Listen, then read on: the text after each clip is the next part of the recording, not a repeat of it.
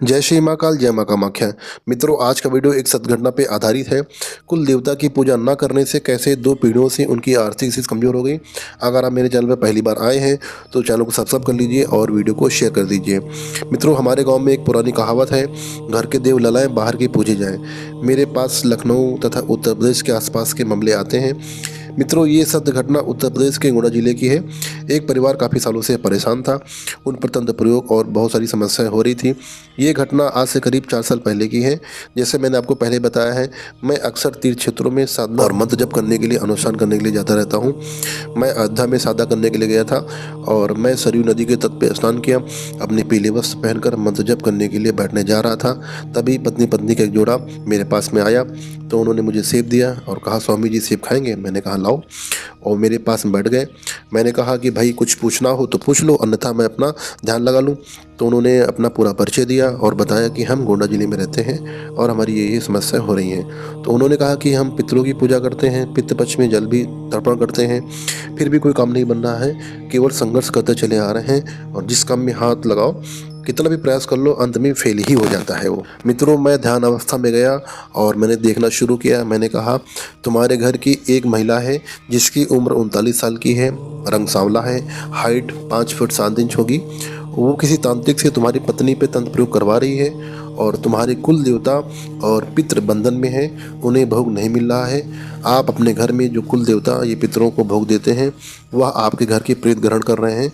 तो मैंने कहा कि तुम्हारी पिछली 2 पीढ़ियों से, यानी तुम्हारे दादा के दादा से पहले तुम्हारे कुल देवताओं को बलि दी जाती थी और उसके बाद से कुल देवता को भोग नहीं दिया गया है और कुल देवता की नाराज़गी के कारण तुम्हारा कोई काम नहीं बन रहा है, जैसे जैसे कमा खा रहे हो।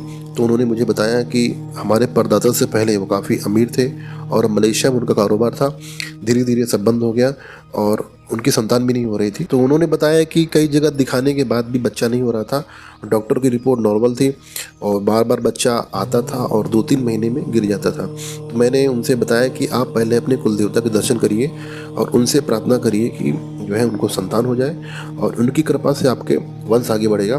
तो वो मेरे अभी भी संपर्क में है और करीब 2 साल बाद उनका मेरे पास फ़ोन आया। तो उन्होंने बताया कि उनकी काफ़ी सारी समस्याएं हल हो गई हैं और उन्होंने अपने क्षेत्र के आसपास किसी जानकार भगत से अपने पितरों को और मुक्त कराया, अपने कुल देवता को मुक्त कराया।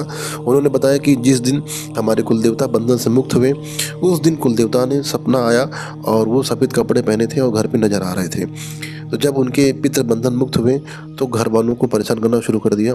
तो मैंने उनसे कहा कि आप गीता का 7वां अध्याय का पाठ करिए और 41 दिन तक आपको पाठ करना है और इसके श्रवण से आपके पितृ तृप्त होंगे, वो आपको परेशान नहीं करेंगे। मित्रों, उनके परिवार में एक सदस्य थी जो उन पर किसी बाबा से तंत्र प्रयोग करवा रही थी, यानी किसी नकारात्मक शक्ति को अक्सर भेजती रहती थी।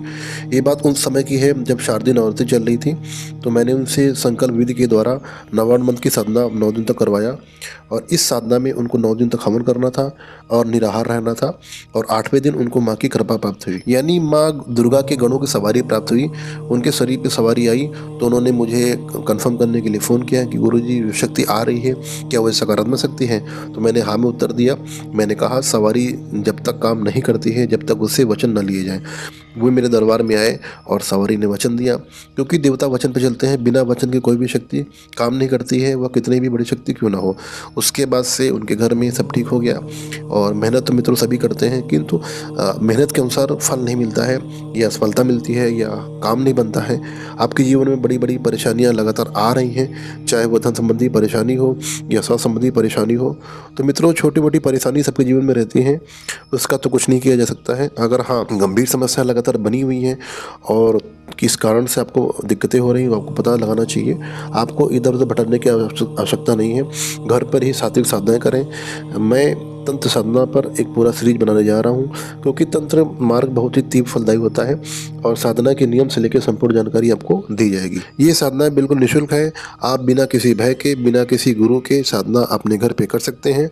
साधना में आपको संकल्प लेना होगा और संकल्प से बहुत ही तीव्र गति से दैवी शक्ति के दर्शन होते हैं। हालांकि आपको सिद्धि प्राप्त नहीं होगी, क्योंकि बिना गुरु की सिद्धि नहीं मिलती है। और साधना में आपको मेरा नाम यानी नीलकंठ महाराज की अनुमति से मैं अमुक चालीसा या स्रोत का पाठ करने जा रहा हूँ। हूँ। तो ये विधि करने से आप मेरे द्वारा समस्त जागृत शक्तियाँ और सिद्धियाँ और शक्तियों के दर्शन आपको सपने के माध्यम से होगी।